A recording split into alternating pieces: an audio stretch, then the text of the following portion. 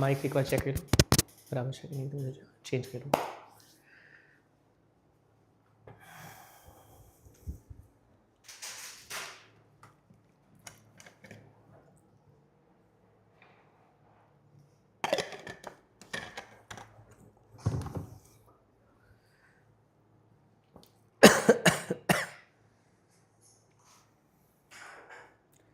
तो जैसे यहाँ पे सेक्शन 20 या 20 ही लिखना चाहिए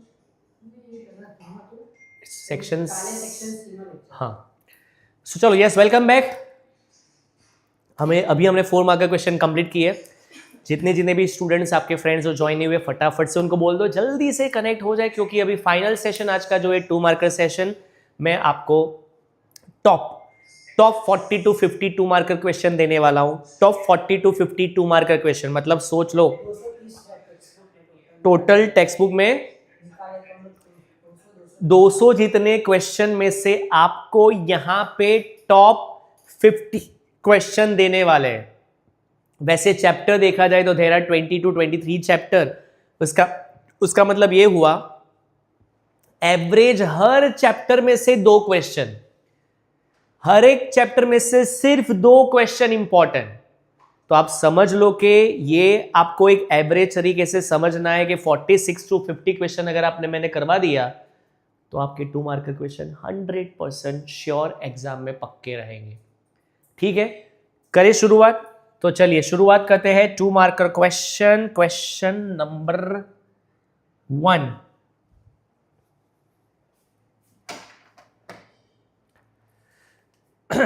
Which features are included in the natural heritage of India?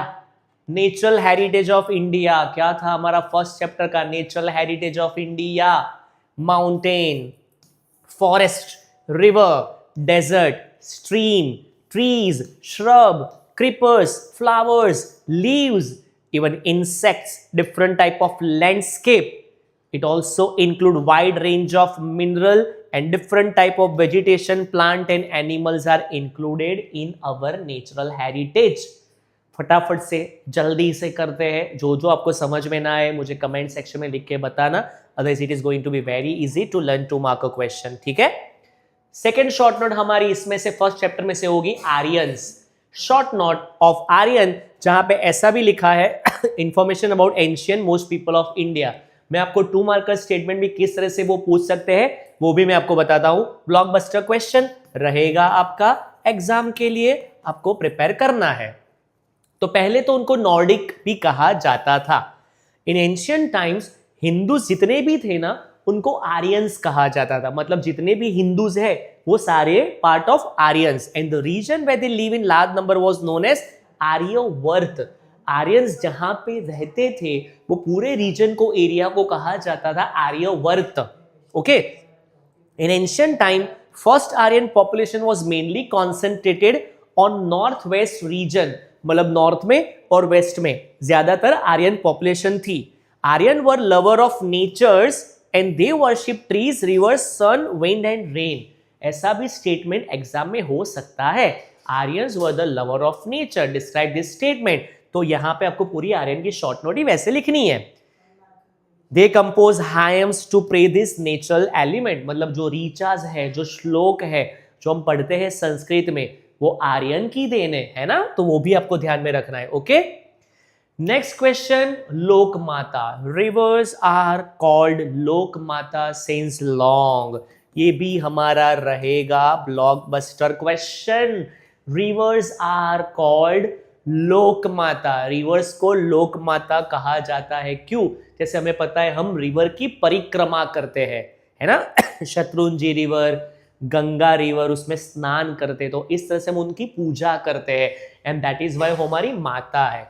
Indian culture has flourish on the bank of river Ravi, Indus, इसलिए तो मैं इंडस सिविलाइजेशन कहता है ना, Indus valley civilization. Ganga, Yamuna, Saraswati, Indus, Narmada, this all are our sacred river, जो हमें drinking water, domestic use के लिए, irrigation, electricity generation, water transport, ये हर जगह पे पानी प्रोवाइड करती है।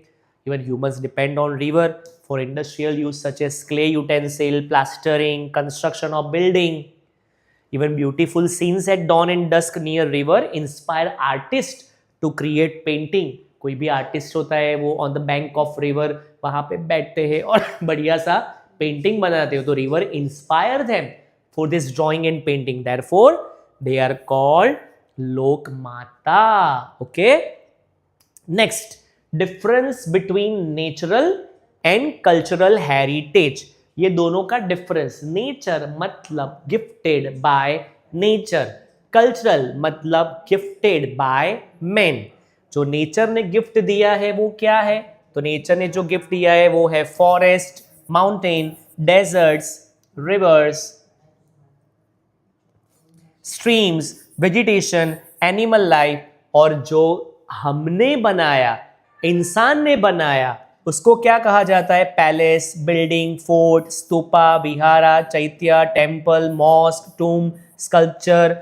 तो ये सारी चीजें इंसान ने बनाई, and that is why it is called man made heritage as well as cultural heritage. और ये हो गया हमारा natural heritage, arrangement made by nature. और यहाँ पे वॉट एवर इज रिसीव्ड और created by man with tact, skill, wisdom, उसको कहा जाता है cultural. It is a gift from nature, it is created by our ancestors, है ना. India's natural heritage is unique and varied. और यहाँ पे we feel proud for our cultural heritage. It has contributed to the development of our cultural heritage. और हमारी history, Taj Mahal, red fort, वो हमारा हो गया cultural heritage. Okay, next is write a note on Negrito people, Habshi. तो हब्सी की short note जो होगी, हमारा ब्लॉकबस्टर क्वेश्चन रहेगा. ये आपको किसी भी हाल पे करना है. नेग्रीटो, नेग्रो, हब्सी, ये अलग अलग तरीके से एग्जाम में नाम पूछा जाएगा. ऐसा कहा जाता है कि they were the most ancient inhabitants of India, जो अफ्रीका से आए थे via Balochistan. Okay, black complexion. तो ब्लैक कॉम्प्लेक्शन उनका फीचर है, height 4 to 5 feet and hair उनके करली. ओके, तो वो हो गए नेग्रीटो. उसके बाद है ऑस्ट्रेलॉइड, निषाद की short note. Australoid people came to India from South East Asia. उनके भी फिजिकल फीचर है black skin, broad head, flat nose and short height. When Aryan later came to India, उनको निषाद कहा जाता था. और वहां पे भी बहुत ट्राइबल पॉपुलेशन थी, जैसे कि कोल, मुंडा, खासी. ये आसाम की जो ट्राइब है, निकोबार, म्यांमार, वहां पे ऐसा कहा जाता है कि ये लोग ऑस्ट्रेलॉइड ही है. जो निकोबार है, म्यांमार है, their contribution is Indian culture and civilisation is immense. उनकी स्किल क्या थी ऑस्ट्रेलॉइड की, तो वो क्ले यूटेंसिल बनाते थे, कॉटन के कपड़े पहनना, पजेस मैनी अदर स्किल, और रिलीजियस में भी उनकी बहुत बड़ी बिलीफ थी. Okay, so this was the first chapter. First chapter के 2 मार्कर हमने कंप्लीट कर दिए. उसके बाद चैप्टर नंबर 2, जहां पे सबसे पहला क्वेश्चन है गरबा एंड गरबी ऑफ गुजरात. दोनों अलग अलग है, बता देता हूं. गरबा, तो Garba is the word derive from Garbhadeep. Garbhadeep मतलब the earthen lamp place in the sanctum, जो मतलब गभारो हम कहते हैं वहां पे. Garba is a dance form of devotion. Garba पहले तो देखा जाए तो भक्ति, माता Jagdamba perform during the Navratri festival in Gujarat to worship goddess Jagdamba, है ना. लिखा है ना यहाँ पे आद्या शक्ति, जो उनकी आरती है वहां पे जय आद्या शक्ति हम बोलते हैं. एंड अदन lamp is place in Aden port with which has whole. तो वो सिर पे रख, इस तरह से सारे पोर्ट रखते हैं, वहां पे होल होता है बीच में. And dancer place the pot on their head and move round in the circle on the beat of drum. इस तरह से उसको वो गरबा खेलते हैं. And this dance is generally performed in an open ground encircling Mandvi kept in the center. Mandvi बीच में होती है और फिर राउंड में गरबा खेलते हैं. इसी तरह से Gujarati poetry known as Garbi are associated with Krishna bhakti. Gujarati की जितनी भी पोएट्री है नोन एज श्रृंगार भक्ति. जैसे यहाँ पे दयाराम, तो दयाराम जो भी कविताएं लिखते हैं उनको गरबी कहा जाता है, जो कृष्ण भक्ति के साथ कनेक्टेड है, जहां पे कृष्ण के रिगार्डिंग मतलब लव बताया गया है. तो ये भी ध्यान रखना, गरबा और गरबी. गरबी मतलब दयाराम की जितनी भी कविताएं हैं जिन्होंने कृष्ण भक्ति पे बनाई है, उनको गरबी कहा जाता है. ठीक है. नेक्स्ट इज संगीत रत्नाकर, वैसे संगीत रत्नाकर, संगीत पारिजात, तो इस तरह से यहाँ पे संगीत रत्नाकर की पहले शॉर्ट नोट देखते हैं, which is going to be very important for exam. This is the name of the text written by Pandit Sarang Dev, who lived in Daulatabad, Devgiri. So he was familiar with South and North Indian music. Pandit Vishnu Narayan Bhatkhande considers Sangeet Ratnakar as the most authentic book on music. पंडित विष्णु नारायण भातखंडे ने ऐसा बताया कि संगीत के लिए, music के लिए सबसे ऑथेंटिक बुक अगर कोई है तो ये है संगीत Ratnakar. It is believed to be unique in understanding all the aspect of music. उसी तरह से चैप्टर 2 में अलग अलग डांस है ना. तो डांस में कौन सा डांस है? कथकली, जैसे भरतनाट्यम, कुचिपुड़ी, लेकिन Kathakali is going to be very important for exam. Originated in Kerala, has been derived from the drama based on ancient epic of Ramayana and Mahabharata. Dancers who play various characters wear beautiful plated attires with the help of precise facial expression and hand pose. जब वो dance करते हैं ना तो ये expression देते हैं और वहां पे एक आर्टिस्टिक बड़ा सा क्राउन होता है, अगर आपने वो देखा होगा तो. To introduce the character of Trilok, they come in front of the curtain with light from earthen lamp only. Shri बालाथोद, a poet of Kerala, founded Kalamandal Kathakali, Kalamandalam. Krishna Prasad, Sivaraman have earn great fame in the nation and the world. दोस्तों वैसे इसमें बहुत सारे अलग अलग dance form है, जैसे आपको पता है कथकली के साथ कथक होगा, भरतनाट्यम है, कुचिपुड़ी है, मणिपुरी है. I would suggest you to please refer all classical dance, और खास करके हर एक क्लासिकल डांस में जो भी डांसर्स है, जैसे भरतनाट्यम में हमें पता है हेमा मालिनी है, तो वो आपको किसी भी हाल पे वो हर एक डांस एक बार रेफर करना है. दो हमने यहाँ पे कथकली आईएमपी बताया है, फिर भी I would suggest you to refer all classical dance with the dancers name. वो प्लीज आप कंफ्यूजन मत रखना, वो आप किसी भी हाल पे कर देना, ठीक है, एग्जाम के लिए. ओके, मणिपुरी और यहाँ पे दिया हुआ है, तो मणिपुरी मतलब मणिपुर स्टेट में होगा. ड्यूरिंग एवरी फेस्टिवल और ओकेशन यहाँ पे होता है. This dance are mainly related to Raslila. जो कृष्ण भगवान थे जो गोपी जियों के साथ रासलीला करते थे, बाल लीला करते थे जब छोटे थे, तो उनके बेस पे ये पूरा डांस फॉर्म होता है, जहां पे mainly 2 types of Manipuri dance होते हैं, लस्य एंड तांडव. वो शिव तांडव नहीं होता. द आर्टिस्ट वेयर कुमीन, the pleated green coloured petticoat and silk blouse and tie a belt around the waist. तो ये पूरा यहाँ पे कुमीन होता है राउंड शेप में, अगर आप देखोगे तो पता चलेगा. The principal exponents of Manipuri dance are Guru Amubi Singh, Guru Bipin Sinha, Naina Jhaveri and Nirmal Mehta. मैंने बताया ना कि डांस में जितने भी डांसर्स है उनके नाम भी आप याद रख लेना, ठीक है. One more question from chapter number 2, that is leather work. तो in ancient times the skin of dead animals was used for many purpose, but after the death of animal the skin was processed in traditional manner to make leather, and leather was used to make mashak, leather bag used for fetching water. Leather की bag आती थी पहले, तो ये water bag और ये वगैरह नहीं था ना वाटर प्रूफ, तो मशक नाम की लेदर की बैग आती थी जहां से पानी बाहर नहीं निकलता था. It was also used to make musical instrument such as कोस. जो म्यूजिकल इंस्ट्रूमेंट रखने के लिए जो चीज होती है ना, वो लेदर से बनाया होता है, कोस, drum, dholak, tabla. Even bellow use by blacksmith, blacksmith जो बेलोज यूज करते हैं वो भी लेदर का होता है. They were also made from leather. Various types of footwear, belt जो एनिमल्स होते हैं उनकी स्किन से बनाए जाते हैं. It was also use to make shield that were use during war. War में जो शील्ड नहीं बनता वो भी लेदर से बनता है. The leather industry had prominent place in ancient India, जैसे कि राजस्थान में well needed mojari, leather shoes, purse and belt, ये सारे राजस्थान के फेमस. और उसी तरह एनिमल्स के ऊपर भी जो चीज होती है, हॉर्स एंड कैमल, जैसे कि साज, लगाम, वीप, पलाण. वीप वो जो चाबुक होती है, लगाम उसको खींचने के लिए जो रस्सी होती है, तो ये सारी चीजें जो होती है वो लेदर से बनी होती है. ध्यान में रखना, ये सारे नाम भूलना नहीं है एग्जाम के लिए. Okay, now chapter number 3, second chapter is over in history. Now chapter number 3, sun temple of Konark. Chapter number 6, sorry my mistake, sun temple of Konark. वैसे देखा जाए तो 2 अलग अलग सन टेम्पल है.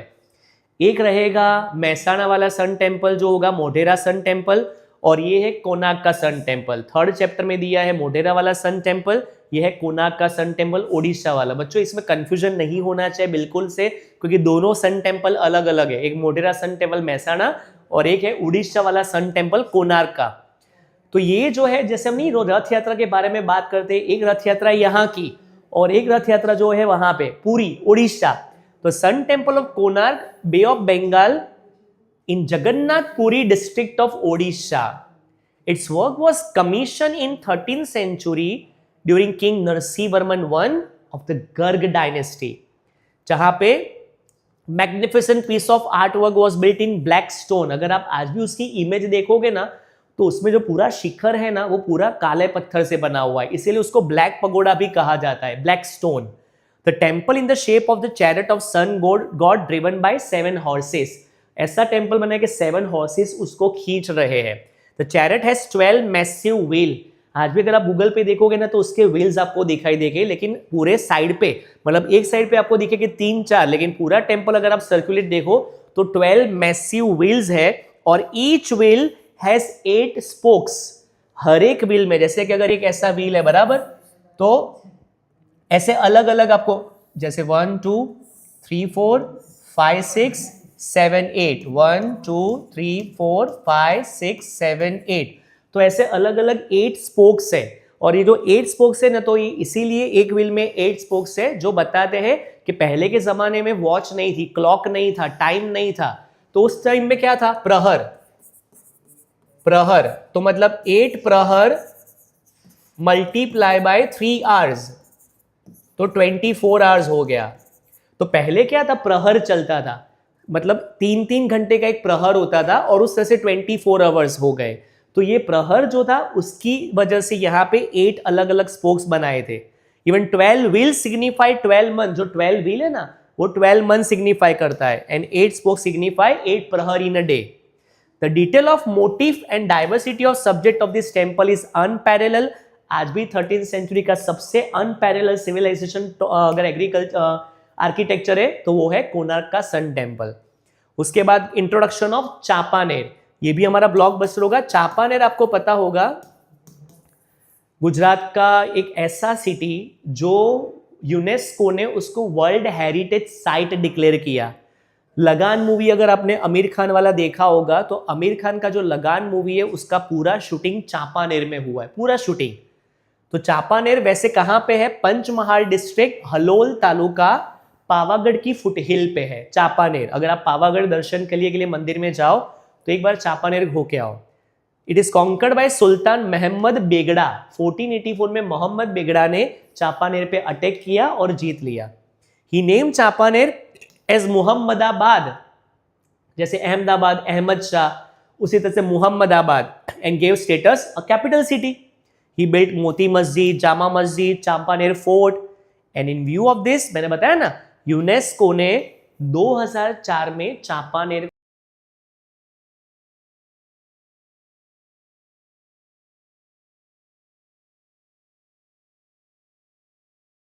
अजंता केव्स, इलोरा केव्स और एलिफेंटा केव्स।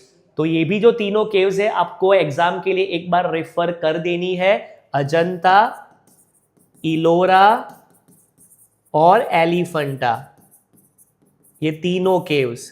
और उसमें यहां पे इलोरा केव्स में कैलाश टेम्पल का अलग से एग्जाम में पूछा जा सकता है। ये कैलाश टेम्पल का क्यों इतना इंपॉर्टेंस इलोरा केव्स में, तो वो मैं आपको पहले बता देता हूं। सबसे पहले तो ये 16 नंबर की केव में ये टेम्पल है, इलोरा केव्स में। It was built by king of the Rashtrakuta dynasty. It's sculpture from a single rock and adorn with many beautiful sculpture. इसको कहा जाता है कि ये जो पूरा मंदिर बना है ना कैलाश टेम्पल, वो पूरे एक पत्थर से बना है। मतलब ये मंदिर को बनाने के लिए अलग अलग पत्थर नहीं, एक ही रॉक से पूरा मंदिर बनाया है। और एक स्पेशलिटी मैं बताऊं जो टेक्स्ट बुक में नहीं दिया है, ये मंदिर नीचे से ऊपर नहीं, ऊपर से नीचे बना है। मतलब आप सोचते हो कि सर पहले तो बेस बनता है ना, नहीं, पहले ऊपर से पत्थर को तोड़ के जमीन में गए और इस तरह से उन्होंने ये पूरा मंदिर बनाया है। Dimension 50 metre long, 33 metre wide and 30 metre high, beautiful doors, balcony and series of pillar, जो लॉर्ड शिवा को डेडिकेट किया गया ये टेम्पल। ठीक है, एक और टेम्पल इसमें आएगा बृहदेश्वर टेम्पल, उसको कहा जाता है Rajarajeshwar temple, Rajarajeshwara temple. Image based question में ये आपको पूछा जा सकता है। तो ये बृहदेश्वर टेम्पल को राजराजेश्वर टेम्पल भी कहते हैं एग्जाम में, तो आपको कैसे लर्न करना है, थंजावुर टेम्पल, सॉरी उसको थंजावुर भी कहा जाता है। तो तमिलनाडु में तांजोर या फिर थंजावुर, वहां पे एक छोटा सा सिटी है, वहां पे चोला किंग राजराज वन, उन्होंने ये टेम्पल बनाया था बिटवीन 1003 एंड 1010 एडी में। It is known as Rajarajeshwar temple, इसीलिए उनको राजराजेश्वर भी कहा जाता है क्योंकि राजराजा ने बनाया था। यहाँ पे जो स्पेसिमेन इसका सबसे बेस्ट है वो है द्रविडियन आर्किटेक्चर है, again dedicated to lord Shiva. Dimension length 500 feet with 250 feet and height of the shikhara from the ground is 200 feet. It is one of the tallest temple of world. ऐसा कहा जाता है कि साउथ इंडिया में सबसे जो toll temple है ये इसको कहा जाता है। वैसे टेक्स्ट बुक में ये इंफॉर्मेशन नहीं दी है, लेकिन इसकी एक और सीक्रेट इंफॉर्मेशन है, the shadow of the sun that doesn't fall on the earth. ये the shadow of the temple, the shadow of the temple that doesn't fall on the earth, मतलब सन अगर किसी भी डायरेक्शन में move होगा, लेकिन temple का जो शेडो है वो किसी भी हाल पे जमीन पे नहीं होगा। तो आप स्ट्रक्चर ऐसा बनाए कि उसका शेडो टेम्पल पे ही होगा, टेम्पल के नीचे जमीन पे उसका शेडो कभी भी नहीं आता। तो ये एक ऐसी स्पेशलिटी है ये टेम्पल की। देन है अजंता केव, जैसे मैंने बताया ना कि 3 केव्स, अजंता, इलोरा, एलिफेंटा, जहां पे हमने इलोरा का कैलाश टेम्पल देखा, अब ये अजंता केव्स के बारे में बात कर रहा हूं। कहां पे है, महाराष्ट्र में, औरंगाबाद डिस्ट्रिक्ट। ओके, किसने ये डिस्कवर किया था, captain John Smith in 1819। 29 caves of Ajanta divided into different part, एक तो है वॉल पेंटिंग के बेस पे और दूसरी है स्कल्पचर के बेस पे। केव नंबर 1, 2, 10, 16 एंड 17 है ब्यूटिफुल वॉल पेंटिंग। जो बुद्धिस्ट रिलीजन, मतलब देखो केव्स रिलीजन के बेस पे डिवाइड है, सारी केव्स रिलीजन बेस्ड डिवाइड है। उसी तरह से केव नंबर 9, 10, 19, 26, 29 वो चैत्या है, चैत्या और विहारा। मैं आपको बताता हूं चैत्या का मतलब क्या होता है। कोई भी अगर केव है तो वहां पे बैठ के, पहले के जमाने में क्या था कि जो भी महात्मा थे, वो सेंट थे, उनको अगर ध्यान धरना है, मेडिटेशन करना है, तो वो कहाँ पे जाते थे, अगर यहाँ पे किया तो of course they will get disturb, तो वो ऐसी गुफा में चले जाते थे, केव में चले जाते थे और वहां से आराधना तपश्चर्या करते थे, तो वो चैत्या कहा जाता है। और विहारा मतलब एक जगह से दूसरी जगह पे विहार करना और वहां पे धर्म करना। Ajanta caves are an excellent specimen of early Buddhist vastu painting and sculpture, और इसीलिए अजंता केव्स को भी वर्ल्ड हेरिटेज साइट में इंक्लूड किया गया है। तो हमारा ये हिस्ट्री के सारे 2 मार्कर क्वेश्चन कंप्लीट हो गए। हिस्ट्री के 2 मार्कर क्वेश्चंस आर ओवर। मैंने बताया था ना, मैं लिमिटेड क्वेश्चन आपको करवाने वाला हूं, वो ही एग्जाम में आएंगे। मतलब अगर एक तरीके से देखा जाए तो hardly we have discuss 15 question of 2 marker from history, और 15 में से ही हमारी एग्जाम में हो गए। तो ये क्वेश्चन कर दिया, आपके पूरा रिवीजन 2 मार्क का पक्का हो जाएगा। जैसे आपने बाकी सारे सब्जेक्ट पे हम पे भरोसा किया, और वो भरोसा डेफिनेटली वो आपको पता है कि वो डेफिनेटली कितना ट्रस्टवर्दी था। संस्कृत में 77 मार्क्स का कंटेंट आना आउट ऑफ 80। इंग्लिश में कितना था ऋषभ सर हमारा टोटल 80 में से? 56 मार्क का कंटेंट एक्सेप्ट राइटिंग स्किल का। फिर उसके बाद मैथ साइंस 77 और 80, साइंस में 80 में से 80 मार्क्स आना, और अभी इसके बाद अभी फाइनली सोशल साइंस। तो जैसे आपने पूरी सीजन हम पे भरोसा किया है, of course you would be definitely happy and please to get the best particularly feedback of this. तो एसएस में भी you can rely, you can trust on us, believe me, content यहीं से होगा, प्रिपरेशन यही करनी है। लेकिन कंडीशन मैंने बताई ना, ये सेशन खत्म हो जाए बच्चों, प्लीज 2 और 4 मार्क का क्वेश्चन ये सेशन के बाद एक बार फिर से रिवाइज कर लेना, क्योंकि कल सुबह जब 3 मार्क का क्वेश्चन मैं 6 बजे चालू करने वाला हूं, कल सुबह 6 बजे, tomorrow at 6 o'clock in the morning, कल सुबह 6 बजे 3 मार्क का क्वेश्चन करवाऊंगा। तो वो 3 मार्क का क्वेश्चन के लिए आपको पूरा दिन रिवीजन के लिए चाहिए। तो आज किसी भी हाल पे ये 2 मार्कर और 4 मार्कर क्वेश्चन पूरी रात जगना पड़े, खत्म कर लेना यार, आखिरी रात है यार, लास्ट अभी एग्जाम है, तो यार इतना तो आप कर सकते हो, है ना। चलिए, ये हो गया हमारा chapter number 9, state deforestation effect उसकी बतानी है कि जब फॉरेस्ट डिस्ट्रॉय किया जाता है तो इसकी इफेक्ट क्या होती है। यस ऑफ कोर्स हमें पता है, ये तो एक जीके वाला क्वेश्चन है। क्या होगा, CO2 which will increase, carbon dioxide बढ़ेगा, हमारी सेहत के लिए बिल्कुल ही अच्छा नहीं है। Greenhouse effect has intensified soil erosion, soil erosion मतलब soil will get washed away. आप सोचते हो कि सर सॉइल इरोजन तो आपने लिया ही नहीं, सॉइल कंजर्वेशन तो आपने लिया ही नहीं, वो हमारे 3 मार्कर क्वेश्चन में आने वाला है, डोंट वरी। कल का सेशन सुबह 6 बजे sharp 6 o'clock, I want all of you to join. आखिरी दिन है, आखिरी पढ़ाई होगी कल के दिन, इसीलिए कोई भी कॉम्प्रोमाइज नहीं करना है हमें, ठीक है ना। So we have the problems of fertility, forest area has decrease to the great extent, और इसीलिए ग्लोबल वार्मिंग हुआ। जैसे फॉरेस्ट पॉलिसी ऐसा बताती है, फॉरेस्ट पॉलिसी ऐसा बताती है कि 33% मिनिमम, 33% मिनिमम फॉरेस्ट होने चाहिए, है ना। उसके सामने है सिर्फ 23%, तो ये 10% हमारे यहाँ पे फॉरेस्ट कम है, लेकिन पॉलिसी ऐसा बताती है कि 33% मिनिमम होने चाहिए, that is ultimately good thing. और ग्लोबल वार्मिंग हो गया, rainfall has decrease and there is an increase in the drought. Okay, then next is bio reserve zone. जैसे एक था नेशनल पार्क, दूसरा था सेंचुरी। अच्छा, कल हम मैप भी आपको करवाने वाले, most important map, sorry I forgot to tell you, map हमारा बाकी है, कल सुबह हमारा मैप भी होगा और मैं आपको मैप भी बढ़िया प्रैक्टिस करवाने वाला हूं। Okay, so nothing to worry. Objective के साथ होगा, सॉरी हम ऑब्जेक्टिव के साथ मैप करवाएंगे, not tomorrow in the morning, कल रात को 8 बजे ऑब्जेक्टिव के साथ मैप हम करवाएंगे आपको। तो बायो रिजर्व जोन क्या है, ये bio reserve zone that is different from national park and sanctuary. तो एक तरीके से देखा जाए तो बायो रिजर्व जोन में इंटरनेशनल नॉर्म्स होते हैं, कायदे और कानून जो होते हैं वो इंटरनेशनल होते हैं।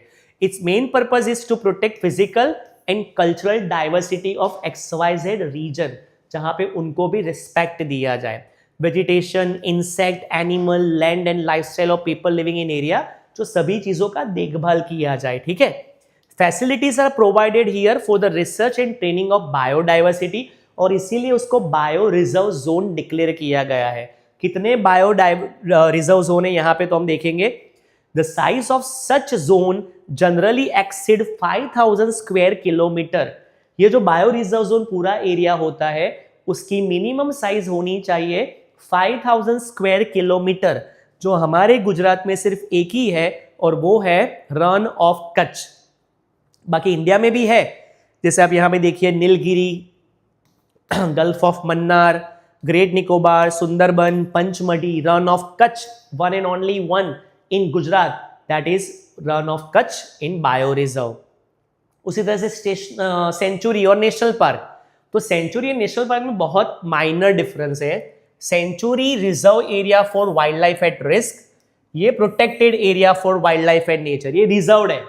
एनिमल ग्रेजिंग अलाउड, यहां पे एनिमल ग्रेजिंग नेशनल पार्क में completely ban. Not centred around one species, जैसे कि गिर सेंचुरी है तो वहां पे लायन के लिए है ना, तो this is not centred around one species, centre around one species.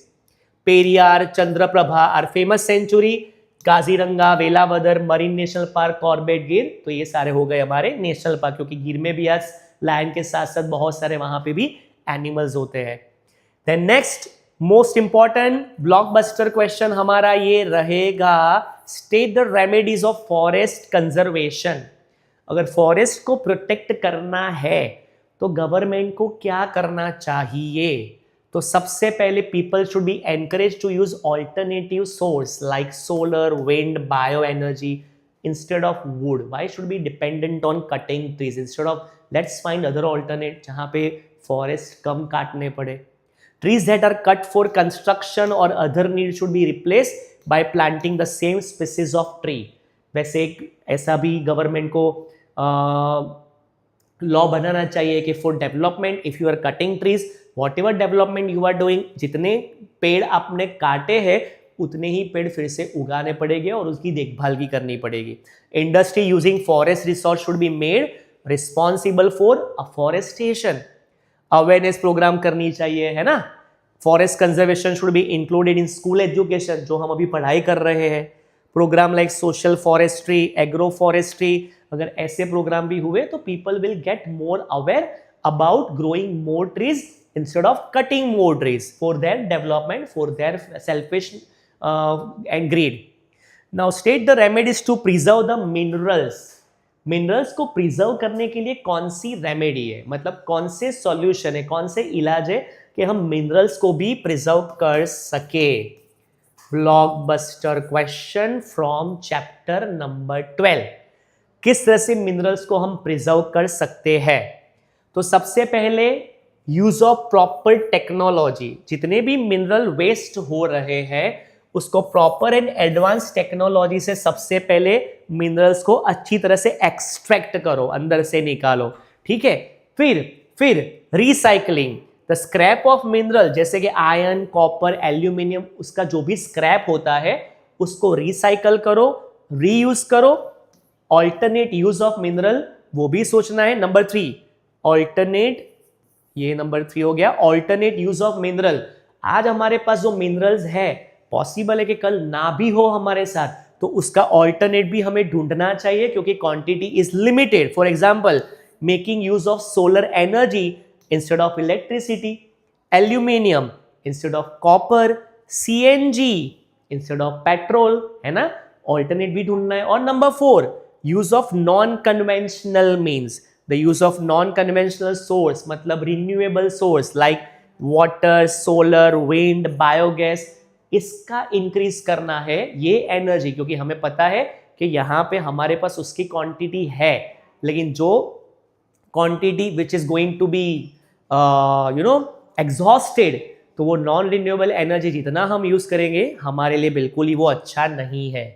Then sustainability, attempt should be made to maintain the purity of environment so that coming generation can have a clean environment, and attempt should be made for pollution free environment and proper planning.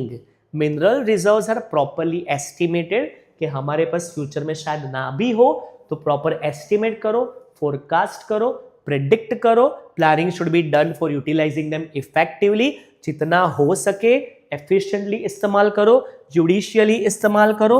Judicially मतलब जितना हो सके उतना ही, not more, and only then you can save minerals, है ना। समझ में आ गया?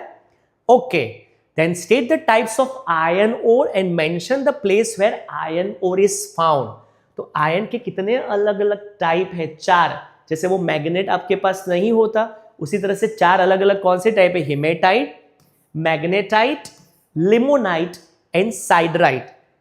कहां पे आयरन हमें मिलता है? Karnataka state highest amount of iron, बाकी ओडिशा, झारखंड में TISCO, Tata iron and steel company, है ना। आंध्र प्रदेश, उसके अलावा गोवा, राजस्थान, तमिलनाडु, महाराष्ट्र, एमपी, केरला, यूपी, आसाम, हर जगह पे आयरन ओर होता है ना। उसके बाद यूजेस ऑफ मैंगनीज, ये भी हमारा ब्लॉक बस्टर क्वेश्चन रहेगा चैप्टर नंबर 12 से। 1 मोर क्वेश्चन, मैंगनीज के अलग अलग यूज। तो मैंगनीज ये आयरन एंड स्टील इंडस्ट्री का ही एक पार्ट है। स्टील फ्रॉम आयरन बनाने के लिए मैंगनीज काम में आता है। This steel is important and strong. ये जो स्टील हमारा होता है वो ज्यादा स्ट्रॉन्ग होता है। Rail and road made of steel become more flexible when manganese mix with it. जब उसमें मैंगनीज मिक्स किया जाता है तो वो ज्यादा फ्लेक्सिबल होता है। केमिकल इंडस्ट्री में देखो ब्लीचिंग पाउडर जो होता है, इंसेक्टिसाइड, वहां पे भी ये मैंगनीज यूज होता है। Dry battery cell, even tiles जो होते हैं फ्लोरिंग के लिए। It also use in leather industry leather industry, glass industry, match box industry, photography, china clay utensil, coloured brick industry. देखा कितनी जगह पे मैंगनीज यूज होता है। दोस्तों ये क्वेश्चन कर देना बोर्ड की एग्जाम के लिए, chances are high 100%। Then properties and uses of mica. क्या है प्रॉपर्टीज एंड यूजेस? तो सबसे पहले माइका है क्या? It is transparent, elastic and non conductor of heat and electricity. ऐसा एक मिनरल है। उसके यूजेस क्या, it can withstand high voltage of electricity, it is use in instrument like heater which use electricity for heating iron and as insulator in fire resistant material. It also used in electronic goods like radio, telephone, aircraft, car, gramophone, noise absorbing curtain. ये हर जगह पे mic का इस्तेमाल होता है. It is useful as a supplement to glass to give it a shine. Supplement to glass to give it a shine. इसके लिए भी माइक का यूज होता है. बच्चों ये किसी भी हाल पे ये कर देना, एग्जाम में पूछा जाएगा. Mica, manganese. Okay. Then uses of copper. Copper की प्रॉपर्टी और कॉपर के यूजेस बताए हैं. तो copper is a malleable metal and can take any shape, कोई भी शेप में डालो अब हो सकता है. Copper is one of the best conductor of electricity. It mixes easily with other metal to form alloys. Copper forms brass when mixed with zinc and it forms bell metal when mixed with tin. Copper forms brass, जब उसको zinc के साथ mix करो तो वो brass में convert हो जाता है, और जब उसको बेल मेटल टीन के साथ मिक्स करो तो वो बेल मेटल हो जाता है. उसका यूज इलेक्ट्रिक वायर में कॉपर होता है. इलेक्ट्रिकल अप्लायंस हर जगह पे, radio, telephone, TV, refrigerator, AC, वहां पे कॉपर ही होता है. Copper is use for making utensil, decoration pieces, coin जो हमारे होता है ना 1 rupee 2 rupee, printing mould, coloured glass, insecticide, explosive, हर जगह पे कॉपर ही तो काम में आता है. Right. Then uses of limestone. Limestone के कौन कौन से अलग अलग यूज है? The production of cement and in building in construction. It is also use in furnace for smelting iron and chemical industry. It is also use in production of glass, paper, colour industry, sugar refining, lime, soda ash and soap. ये हर जगह पे limestone काम में आता है. Basically जो cement घर का कंस्ट्रक्शन करने में होता है ना, उसको लाइमस्टोन कहा जाता है. Now right a short note on iron and steel industry of India. दोस्तों ये क्वेश्चन 2 मार्कर के लिए भी और 3 मार्कर के लिए, दोनों के लिए हमें प्रिपेयर करना है, क्योंकि iron and steel industry is the base industry. It is a key industry of India. It is the most heavy industry of India, and that is why इसका importance सबसे ज्यादा रहेगा. ये और एक कॉटन इंडस्ट्री, दोनों एग्जाम में हमें किसी भी हाल पे करनी है, चांसेस सबसे ज्यादा रहेंगे आयरन एंड स्टील या फिर कॉटन इंडस्ट्री का. ठीक है, बढ़िया से समझ लेना, ये 2 और 3 दोनों में काम आ सकता है. सो इट इज अ की इंडस्ट्री. मैंने बोला ना सबसे इंपॉर्टेंट इंडस्ट्री जो की इंडस्ट्री है. This industry produce machine, tool and their spare parts. Production of iron is very very old profession in India. बरसों पुराना है. जमशेदजी टाटा, टिस्को की शुरुआत हुई थी. Syria used to import iron from India to prepare sword in Damascus city. Damascus city में जो iron था ना वो प्रोड्यूस होता था. वो first iron steel factory in India at Porto Novo in Tamil Nadu in 1930, but some reason it was close. उसके बाद फैक्ट्री फिर से शुरू हुई कुल्टी में इन 1864 इन वेस्ट बंगाल, जो आज भी काम कर रही है. But Jamshedpur factory of Jharkhand producing maximum iron and steel, जिसकी शुरुआत हुई 1907 पे. टिस्को मैंने बताया ना. उसके बाद तो बनपुर इन वेस्ट बंगाल, भद्रावती इन कर्नाटका, हर जगह पे आयरन एंड स्टील फैक्ट्री की शुरुआत हुई. But after independence modern and large factory were establish at Bhilai, Bokaro, Raurkela, Durgapur, Visakhapatnam and Salem. Iron and steel industry is very heavy industry, and that is why iron ore, coal, limestone, manganese are also used as raw material. मतलब कितनी सारी industry ये iron and steel पे dependent है. अब mini steel plant बनाए पता है कहाँ पे? गुजरात में Hazira mini steel plant has been established. और इसका जो पूरा एडमिनिस्ट्रेशन होता है, वो पूरा एडमिनिस्ट्रेशन मतलब जितनी भी आयरन एंड स्टील फैक्ट्री है ना, वो सारी administered by SAIL, SAIL, steel authority of India limited.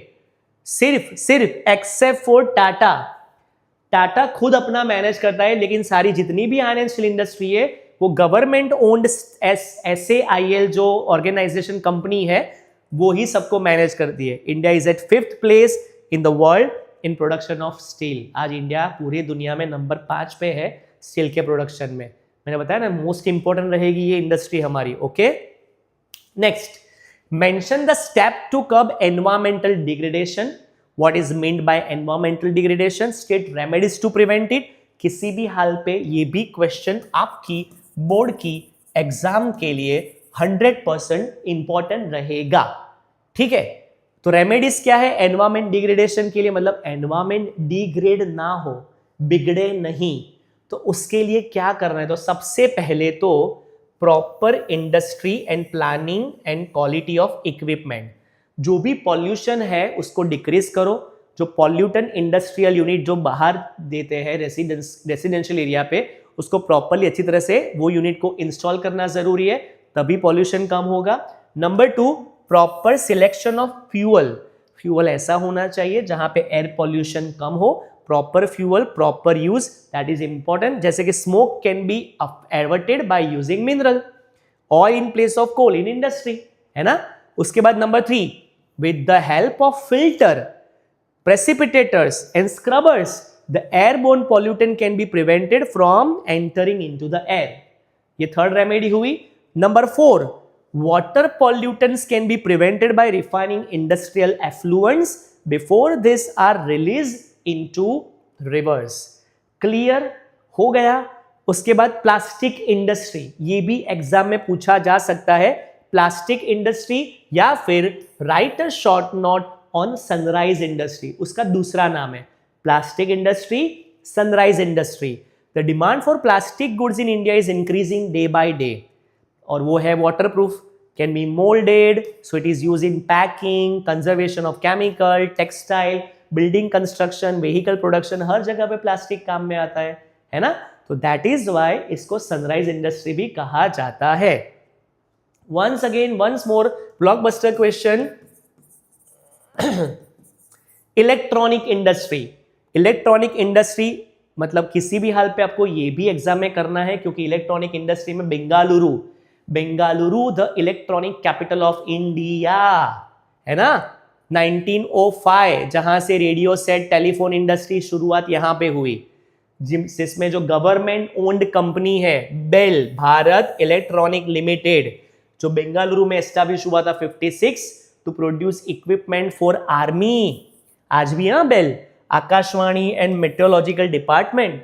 Today Indian manufacturers many electronic producers such as radio, TV, telephone, mobile phone, computer, और बेंगलुरु को तो इंडिया का सिलिकॉन वैली कहा जाता है। Bengaluru is known as Silicon Valley, है ना, electronic capital of India. तो बच्चों ये ध्यान में रखना, बेंगलुरु वाला जो टॉपिक मैंने बताया है, ये दोनों इंडस्ट्री, प्लास्टिक और उसके साथ से दूसरी जो है वो electronic industry. Okay, then sugar industry, explain sugar industry in terms of particularly agrarian industry. तो sugar industry is an old agro based industry where sugar and jaggery are made from sugarcane juice. It ranks second after cotton textile among agro based. Cotton number 1 है, sugar number 2 है। Sugar factories are usually located near sugarcane growing area because sugarcane must be process soon after harvesting. तो उसको immediately उसको process करना पड़ता है, क्योंकि उसमें जो कंटेंट होता है वो ड्राई हो गया, तो अगर ड्राई हो गया तो उसमें से जो निकालते हैं लिक्विड जूस जो होता है वो नहीं निकल सकता ना, इसीलिए जल्दी प्रोसेस करना पड़ता है। Major sugar producing state include UP, Maharashtra, Tamil Nadu, Karnataka, Andhra Pradesh and Gujarat. One more from industry that is paper industry. वैसे बहुत छोटा सा है, centre of paper industry Gujarat, Ahmedabad, Rajkot, Surat, Vapi, Valsad and Vadodara. Okay, so this is over of geographical topic. 2 marker question हमारा geography में खत्म हो गया। और लास्ट पार्ट आज का जो अभी हमारा बाकी है, फाइनली अभी लास्ट 10 to 15 मिनट्स में आपके 2 मार्कर क्वेश्चन इकोनॉमिक्स के खत्म हो जाएंगे, लेकिन बहुत इंपॉर्टेंट पार्ट रहेगा इकोनॉमिक्स। ध्यान से समझ लो, मैंने बताया था आपका 11 बजे तक हमारा पूरा सेशन खत्म हो गया 3 घंटे का, और इसके बाद कल सुबह 6 बजे I want each and every one two join for 3 marker question, क्योंकि 3 में ऐसे ऐसे क्वेश्चन मैंने कनेक्ट किए हैं जो 2 मार्क में भी पूछे जा सकते हैं और 4 मार्कर में भी आ सकते हैं, तो हमें दोनों तरीके से तैयार करना है। सबसे ज्यादा मार्क्स उसी में जाते हैं, और 50 क्वेश्चन हम आपको देने वाले कल 3 मार्कर में 50 क्वेश्चन मैं सुबह करवाऊंगा, इसलिए पूरा दिन हमें वो 50 क्वेश्चन रिवीजन करने, शाम को हम करेंगे ऑब्जेक्टिव और मैप, है ना, बढ़िया तरीके से प्लानिंग किया है ना, और वो प्लान को आपको हमारे साथ फॉलो करना है, ठीक है। ब्लॉकबस्टर क्वेश्चन आ चुका है, सोशल इफेक्ट ऑफ टेररिज्म, एक दूसरा भी क्वेश्चन है इकोनॉमिक इफेक्ट ऑफ टेररिज्म। तो ये दोनों क्वेश्चन आपको किसी भी हाल पे करने हैं। आजकल टेररिज्म देखा जाए और वो भी पहलगाम हुआ, तो पहलगाम के बाद तो मुझे लगता है कि हाई चांसेस रहेगा ये क्वेश्चन में कि जब ये टेररिज्म होता है, पहलगाम में ये हुआ, तो पहलगाम के टेररिज्म की वजह से ये सोशली इफेक्ट क्या हुई हमारे देश में, हमारे सोसाइटी में, किसको क्या सफर करना पड़ा। तो सबसे पहले तो टेररिस्ट ये नेशन को डिवाइड कर देते हैं यार, ये डिवाइड कर देते हैं दोनों को। Kidnapping, robbery, violence, they cause fear, suspicion, distrust among people, फिर उन पे भरोसा ही नहीं रहता। Education suffers adversely in this area, जहां पे टेररिस्ट अटैक होगा, बच्चा स्कूल में पढ़ाई के लिए नहीं जाता डर की वजह से। It leads to loss of mutual faith and feeling of brotherhood, हमारे ही भाई जो होते हैं वो हमें, हमारे लोगों को ही मार देते हैं, कैसे उन पे भरोसा करें। It leads to communal conflict, और उसी की वजह से एक कम्युनिटी में कन्फ्लिक्ट रहता है, वो बढ़ता जाता है। It breaks harmony and cooperation of the society, बड़ी अच्छी तरीके से यूनिटी से में जीने वाले लोग और यूनिटी से जीने वाले लोगों में इसी की वजह से फिर से कम्युनल राइट्स होता है ना। तो वो भी हमें समझना कितना ज़रूरी है कि एक टेररिस्ट अटैक की वजह से एक कम्युनल राइट्स बढ़ता है और हमारे दिमाग में वो हो जाता है। Such effect lead to chaos and unrest in the society, people can not celebrate social function with enthusiasm. मतलब आज भी देखो पहलगाम में जाने वाला बंदा 2 बार सोचेगा कि यहाँ पे फिर से कुछ ऐसा हुआ तो we can not accept this ना, मतलब there is no certainty of this. Then उसी तरह से जैसे मैंने बताया कि चलो वो सोशली तो इफेक्ट हुई, लेकिन इकोनॉमिकली यार देश को इकोनॉमिकली भी कितना लॉस होता है। जैसे कि उन्होंने पूरा हेल्दी एटमोसफियर जो था वो बिगाड़ दिया। इंडस्ट्री, कोई ऐसा सोचता है कि मुझे पहलगाम के नज़दीक में बढ़िया सी इंडस्ट्री बनानी है, लेकिन जैसे टेररिस्ट अटैक हुआ यार, देयर इज नो सेफ्टी, छोड़ो यार, यहाँ पे कोई डेवलपमेंट चाहिए ही नहीं। बिजनेस, ट्रेड, ये सारी चीज़ों पे अफेक्ट होता है। When the business and industry do not develop, people's economic condition become so weak and they are not left with any work, so they migrate to other places. Some terrorist organization extort money from rich and industrialist employee and businessmen. Terrorists are engaged in anti-social activity like drug trafficking, black money, है ना। तो ये सारे देखा economically कितना affect होता है हमें। They destroy infrastructure, railway, radio station, road, bridge, government offices. Crores of rupees have to be spent for more establishment. कितने पैसे इसमें स्पेंड करने पड़ते हैं ना टेररिस्ट अटैक की वजह से। Crores of rupees for their safety and protection, so it affected tourism. जैसे मैंने नहीं बताया कि पहलगाम में टूरिज्म में अफेक्ट होगा ही ना, क्योंकि जब ये अटैक हुआ तो 2 बार लोग सोचे कि छोड़ो यार मुझे पहलगाम नहीं जाना, it is not safe, right. Now what is minority group, explain. A minority group is a group of people not in majority, जो मेजॉरिटी में नहीं है वो माइनॉरिटी। वैसे देखा जाए तो इंडिया में मेजॉरिटी कौन सा है, हिंदू रिलीजन। तो हिंदू रिलीजन के अलावा जितने भी रिलीजन हुए वो सारे माइनॉरिटी में आ गए। इस्लाम है, क्रिश्चियन है, जैन है, सिखिज्म है, बुद्धिज्म है, वो सारे माइनॉरिटीज में हुए। Usually people forming less than half of the population, less than half of the population they are minorities. मतलब हिंदू पॉपुलेशन आज इंडिया में कितनी है, 80%। इस्लाम पॉपुलेशन कितनी है, 14 to 15%, और रिमेनिंग 5% अदर रिलीजन, है ना। The Indian Constitution gives equal right to all citizens, which provides special protection for language, religion and culture. जिसको जो लैंग्वेज यूज करनी है हमारा कॉन्स्टिट्यूशन हमें अलाउ करता है, nobody can force us. Most important question, जिस तरह से टेररिज्म है उसी तरह से ये है नक्सलिज्म। टेररिज्म पूरी दुनिया में चलता है, किसी भी कंट्री से होता है। ये जो रेबेलियन अटैक होता है नक्सलिस्ट, ये हमारे ही लोग, इंडिया के ही लोग इसी तरह से गवर्नमेंट के अगेंस्ट में ऐसा रेबेल करते हैं। क्यों? उनकी फुलफिल करने के लिए डिजायर, विश जो उनको चाहिए वो नहीं मिले तो इसी तरह से वो टेरर फैलाते हैं। तो Naxalist movement in India started by taking inspiration from the communist revolution in China that took place under the leadership of Mao Tse tung in China. वहां से इंस्पायर हुआ। It started in 71 by some Naxalist people living in village called Naxalbari. West Bengal में एक छोटा सा गांव है नक्सलबारी, और इसीलिए उसको नक्सलिज्म कहा जाता है। With time, it has now spread in Odisha, Jharkhand, Bihar, Andhra Pradesh, Tripura, mountainous area, Madhya Pradesh में भी है.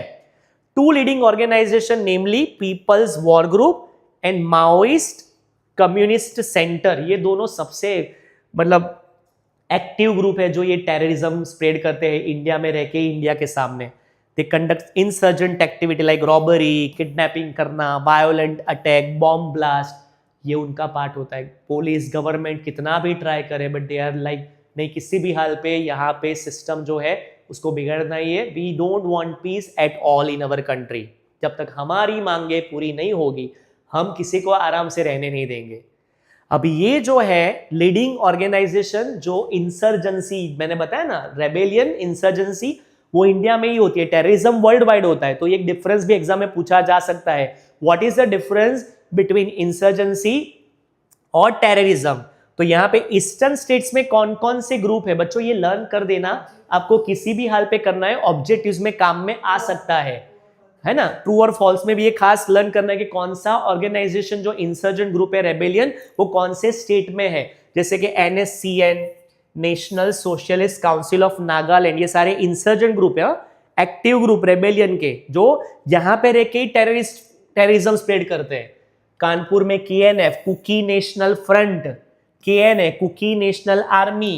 त्रिपुरा में NLFT, National Liberalisation Front of Tripura.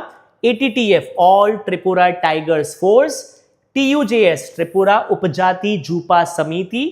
Assam में ULFA, United Liberation Front of Assam. UMF, United Minority Front. NDFB, National Democratic Front of Bodoland. And BLTF, Bodoland Liberation Tiger Force. ये ऐसे rebellious group है जो India में टेररिज्म, किडनैपिंग, रॉबरी, ये सारे क्राइम करते हैं और लोगों को परेशान करते हैं, है ना. मैंने बताया ना दोनों के बीच वाला डिफरेंस. तो rebellion is a national problem, terrorism ये तो ग्लोबल प्रॉब्लम हो गया. रेबेलियन रीजनल लेवल पे होता है अगेंस्ट गवर्नमेंट. ये गवर्नमेंट के अगेंस्ट में भी हो सकता है, किसी कंट्री में भी अगेंस्ट में हो सकता है. With the help of local people, ये लोकल भी हो सकता है, बाहर के भी लोग हो सकते हैं. जैसे कि 26/11 टेररिस्ट अटैक हुआ था तो वो बाहर से टेररिस्ट अटैक था.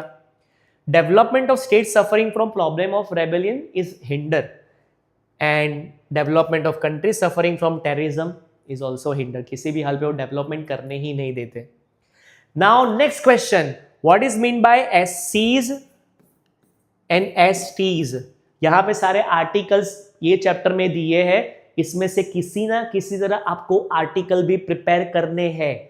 हम करवाएंगे आपको हर एक आर्टिकल जो एग्जाम में पूछा जा सकता है. जैसे कि 19(5) अनटचेबिलिटी, तो आपको ये जो भी 6 या 7 आर्टिकल यहाँ पे ये चैप्टर से दिए हैं वो आपको याद रखने कि कौन सा आर्टिकल किसके लिए. जैसे कि यहाँ पे SC और STs के बारे में है ना.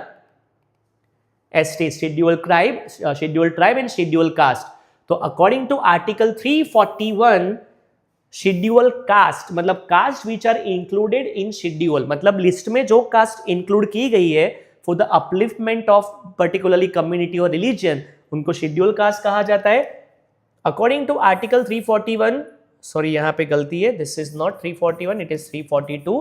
और 342 में जो ट्राइब्स है, मतलब जंगल में रहने वाले जो आदिवासीज, तो उनके अपलिफ्टमेंट के लिए कुछ पर्टिकुलर लोगों को वहां पे लिस्ट में डाला हुआ है, तो उनको कहा जाता है शेड्यूल ट्राइब. बस फर्क सिर्फ इतना है, वो जंगल में रहते हैं और यहाँ पे किसी भी जगह पे वो रहते हैं. This people mostly live in specific geographical condition and have different social and cultural life as compare to regular people's life.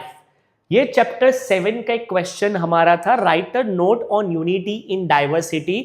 हमारा ब्लॉकबस्टर क्वेश्चन रहेगा, हिस्ट्री वाला क्वेश्चन, चैप्टर नंबर 7, सबसे लास्ट जो चैप्टर खत्म होता है वहीं पे ये क्वेश्चन दिया है कि इंडिया में इतना बढ़िया सा culture, religion, unity in diversity, सब लोग एक साथ मिल के रहते हैं, अलग अलग caste, community, language, culture, tradition, religion, but India stands always united and undivided. India की ताकत को कोई भी डिवाइड नहीं कर सकता, साथ में रह के किसी भी हाल पे हम रहेंगे. वसुधैव कुटुंबकम, वसुधैव, वसुधा प्लस एव प्लस कुटुंबकम, मतलब वसुधा अर्थ, only, कुटुंबकम family.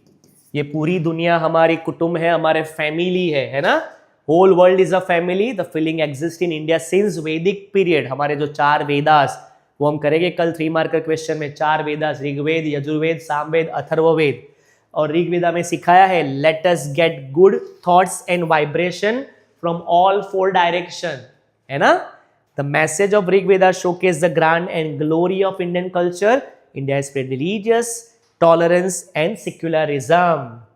Now next is write your view regarding cleanliness and preservation of tourist spot. वैसे तो देखा जाए तो ये ब्लॉकबस्टर तो क्वेश्चन है ही, लेकिन थोड़ा जीके वाला भी क्वेश्चन है कि यार किसी भी हाल पे आप टूरिस्ट प्लेस पे जाओ तो आप क्या करते हो।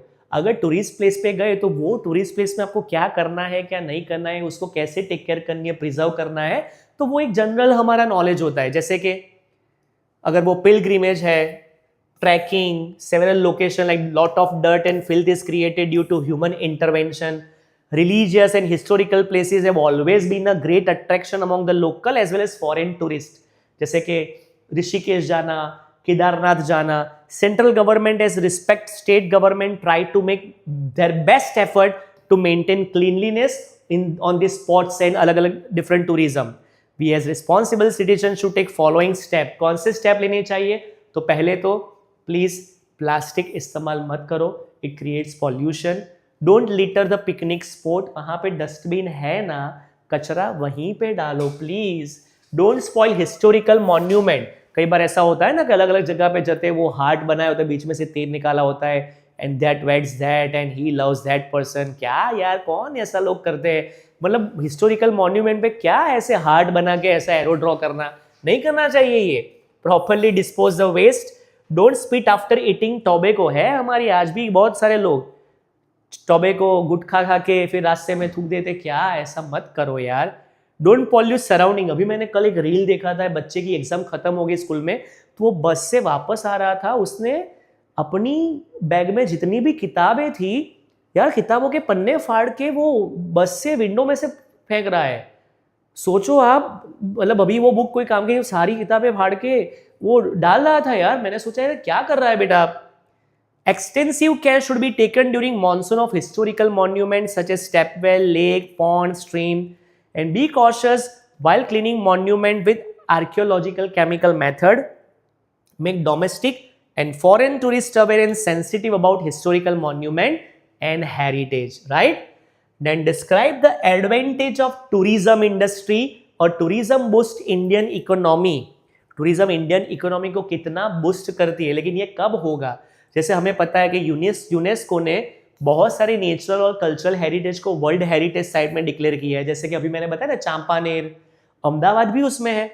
Many people visit India to explore and research our heritage, और उसी वजह से हमारा टूरिज्म मतलब बूस्ट होता है। It helps in increasing income of the state, earning बढ़ती है हमारी, हेरिटेज वर्ल्ड लेवल पे जाता है ना। जैसे कि नरेंद्र मोदी स्टेडियम, मतलब जिस तरह से सूरत में डायमंड फैक्ट्री जिस तरह से है, तो हर एक सिटी की किसी ना किसी तरह से वो स्पेशलिटी होती है। Tourism also provides job to the local people, keeps vanishing art and traditional alive. It is a subject has been added in the field of education. अभी तो टूरिज्म सब्जेक्ट को हमारे एजुकेशन में ऐड कर दिया है, क्योंकि लोग ज्यादा से ज्यादा इसमें अवेयर हो। Now people are making even career in tourism.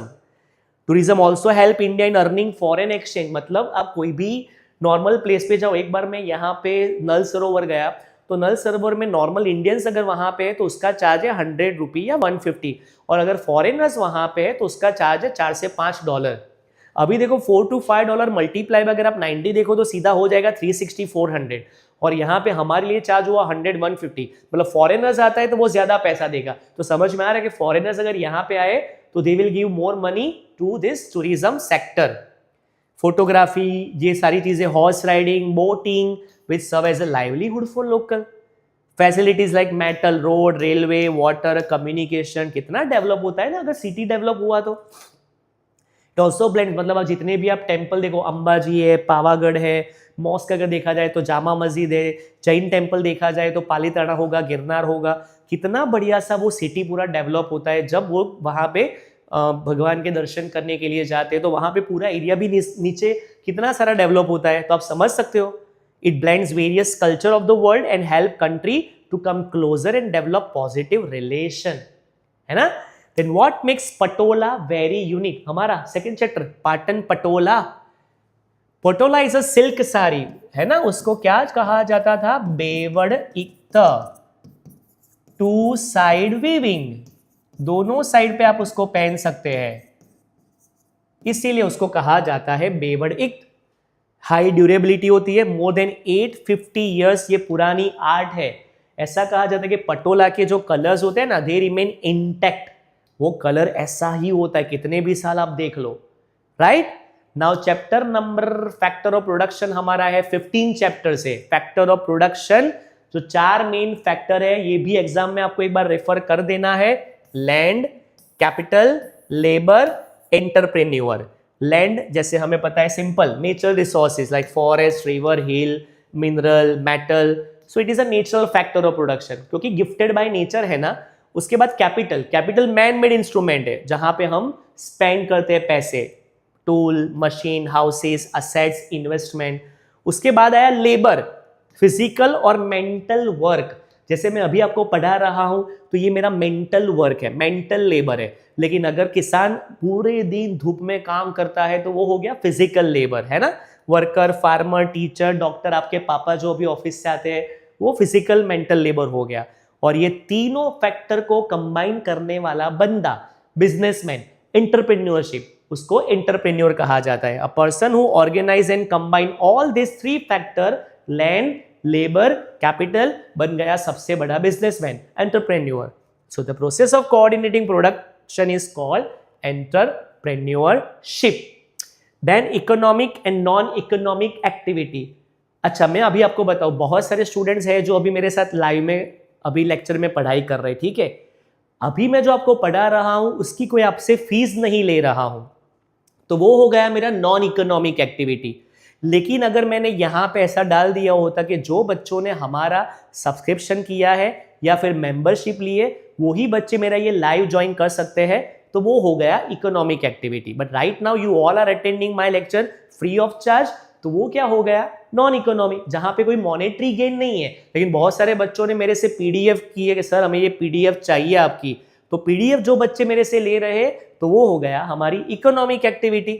समझ में आ गया, जहां पे बेनिफिट ऑफ इनकम होगा, यहां पे without aim of income, farmer, businessman, teacher, artist, economic activity. लेकिन मदर केयरिंग चाइल्ड, मम्मी आपकी जो देखभाल करती है, पापा का खाना बनाती है, कल अगर मम्मी ने पापा को बोल दिया कल से मुझे सैलरी चाहिए खाने का इतना, बेटा तेरा जो काम करता हूँ लंच बनाती हूँ उसके भी पैसे चाहिए, तो क्या हो जाएगा ना, पूरे घर में मतलब धमाल हो जाएगी। So fine, this is the end of our session. ये जो है सेक्शन ए और मैप कल शाम को इसी टाइम पे मिलेंगे 8 बजे, लेकिन उसके पहले जैसे मैंने आपको बताया कल सुबह 6 बजे 3 मार्कर क्वेश्चन, जो फाइनली 2 और 4 मार्कर में लेफ्ट आउट क्वेश्चन है, जो शायद आपको लगते होंगे कि सर ये तो क्वेश्चन आया ही नहीं, सर चैप्टर 4 तो हमने देखा ही नहीं, उसमें से तो सर सिविलाइजेशन वाला तो कोई क्वेश्चन ही नहीं आया, जैसे ड्रेनेज सिस्टम ऑफ मोहेंजोदड़ो। कोई भी टेंशन करने की जरूरत नहीं है, बाकी के सारे क्वेश्चन कल पढ़ाई करेंगे, सब कुछ एक साथ नहीं, because I also want to give you time to revise. मैंने बताया ना अभी बजे है 11 o'clock, you can take a break of 10 to 15 minutes, but I want you to revise from 11 to 2.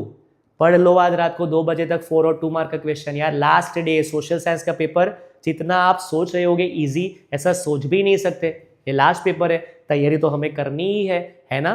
कल सुबह 6 बजे मुझे आप सब लोग चाहिए, शार्प 6 o'clock। किस लिए शार्प 6 o'clock? फॉर 3 मार्कर जो लेफ्ट आउट क्वेश्चन है उसकी प्रिपरेशन करेंगे, ठीक है। कल सुबह मिलते हैं sharp 6 o'clock for 3 marker question. Till then learn well, जो भी कंटेंट बाकी है रात को 2 बजे तक पढ़ाई कर लो, 4 घंटे को सोना है आज को, ज़्यादा पढ़ाई मतलब लास्ट जो भी है ख़त्म कर दो, क्योंकि अगले दिन से आपको कोई बोलने वाला नहीं है बेटा पढ़ाई करो। और कल शाम को हम आपके साथ फेयरवेल भी करेंगे बढ़िया सी, क्योंकि tomorrow is the last lecture, तो कल हमारी फेयरवेल भी होगी आपके साथ, तो वो भी बढ़िया तरीके से एंजॉय करेंगे। We are going to wish you for the upcoming future and upcoming career. Till then, good night, take care of yourself, see you tomorrow sharp at 6 o'clock. Thank you so much.